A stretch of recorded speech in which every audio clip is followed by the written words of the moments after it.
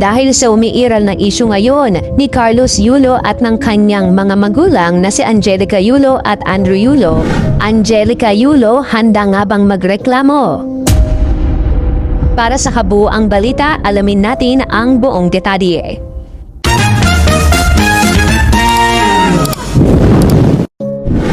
Muling naging sentro ng talakayan sa social media ang pamilya ng Olympic gold medalist na si Carlos Yulo matapos ang idinaos na house blessing para sa bagong tahanan ng kanyang mga kapatid na sina Jorigel, Carl Eldrew at Eliza noong May 2, 2026. Kapansin-pansin sa mga kumalat na larawan at video ang presensya ni Carlos at ng kanyang kasintahan na si Chloe San Jose. Ngunit hindi sumipot ang kanilang mga magulang na sina Mark Andrew at Angelica Yulo. Ayon sa mga post ni Carlos, ang bagong bahay ay bunga ng pagsisikap at pangarap ng kanyang mga kapatid na tinawag niyang isang bagong simula para sa kanila. Ang kawalan ng mga magulang sa naturang okasyon ay nag-udyok ng iba't ibang espekulasyon mula sa mga netizen.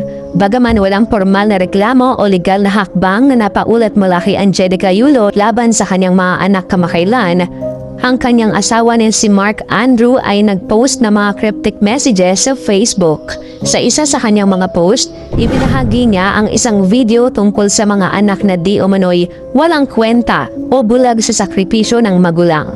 Nagbahagi rin siya ng pahayag tungkol sa mga taong sumasamba sa piso na ayon sa mga miron ay patama sa kanyang mga anak na bumukod na. Sa panig naman ni Angelica Yulo, nananatiling tahimik ang kanyang social media accounts tungkol sa mismong house blessing. Sa halip na pagbati, mas pinili niyang mag-post tungkol sa mga simpleng kaganapan sa kanyang buhay, gaya ng pakikipagbanding sa mga kaibigan at pag-aayos ng kanilang sariling bahay kasama ang asawa.